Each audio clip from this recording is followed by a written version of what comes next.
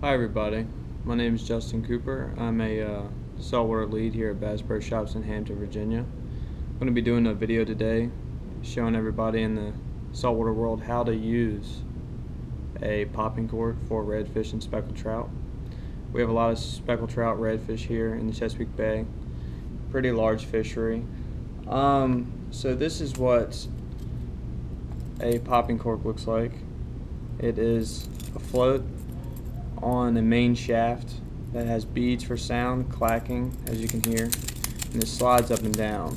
One side you have plastic beads on this end up here, and then at the bottom you're going to have brass beads. Just because they're a little bit heavier, they're going to weight the cork to where it actually sits in the top of the water vertically. It has swivels on both ends, top and bottom. And how you're going to rig your popping cork is at the top of the cork is where you at this swivel is where you're going to tie your main line to. I like to use braid when I use them. Usually I use a 3 to 4,000 size spinning reel, 7 foot to 7/6 rod, medium action, medium heavy. It's really personal preference. And then at the bottom end is where you're going to tie your leader, and on the other end of your leader is where your bait's going to be. I like to use 15 to 20 pound fluorocarbon. You can use monofilament. I prefer fluoro because it's more abrasion resistant. But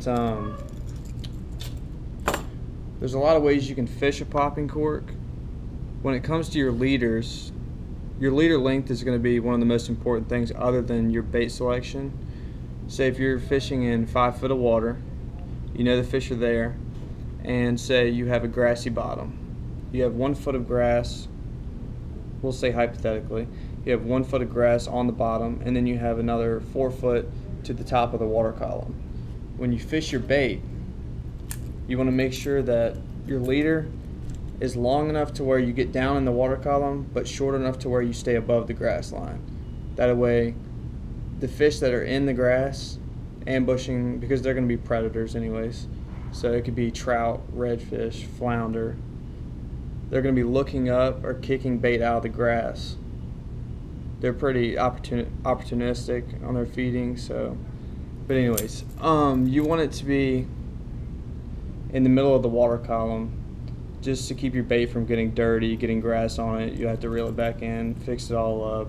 It just makes out for a lot easier day on you for sure, and a lot more successful. So baits that you would use on a popping cork, my favorite would be this bait here. It's a DOA shrimp, 1/4 ounce, glow in color. They have a little bit of shrimp scent to them, so they work pretty well. You can put Procure or Gulp or anything you want. It's all personal preference. But I've caught several citation size speckled trout all the way up to about 8.5 pounds on this exact bait. It looks a little goofy because it doesn't look very real to us, but to them they love it. They can't resist it. Another bait that looks a little bit more realistic and is a little bit newer to the market would be this Live Target shrimp, made by Live Target. They're about the smaller ones. These are 3-inch. They're $9.99 a pack. They have a larger 4-inch version, come in several different colors. This is the brown shrimp, and the larger ones, the 4-inch, are going to be $10.99. And these shrimp look a lot more realistic. They have all the feet. They even have the antennas.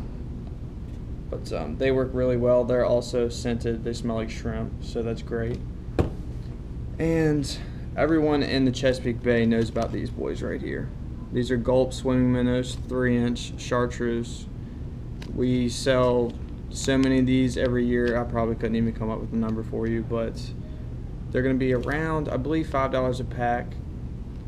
They're 4-inch, and I believe 10 come in a pack.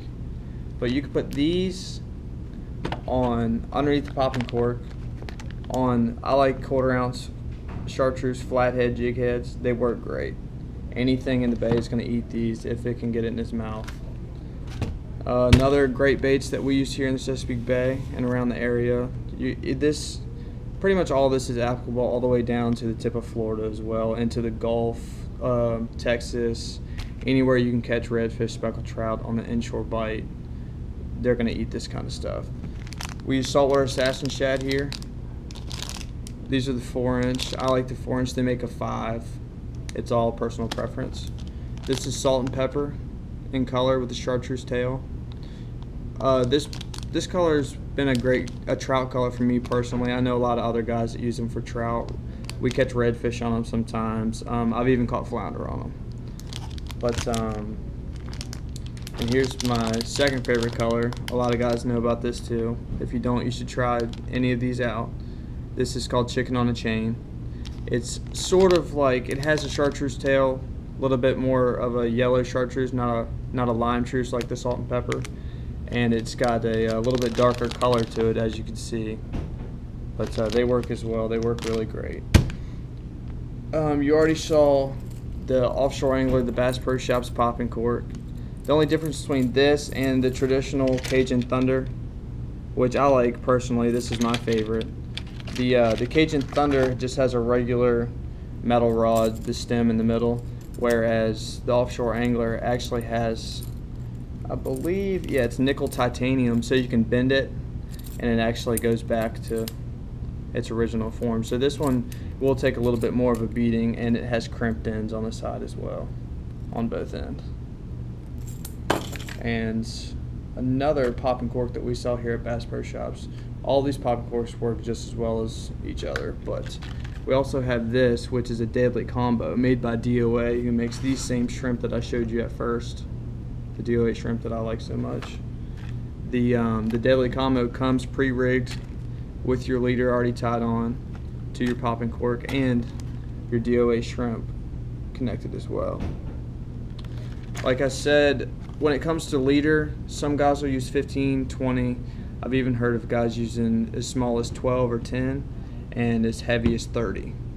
I prefer fluorocarbon, like I said, because it's a lot more abrasion resistant. It doesn't stretch as much as mono, so I feel like I can connect a little bit better on my hook set. So, and it's a lot more translucent in water, so I guess they can't see it as well. So I hope you enjoyed the video, and I hope everyone catches a lot of fish this summer. Good luck to you.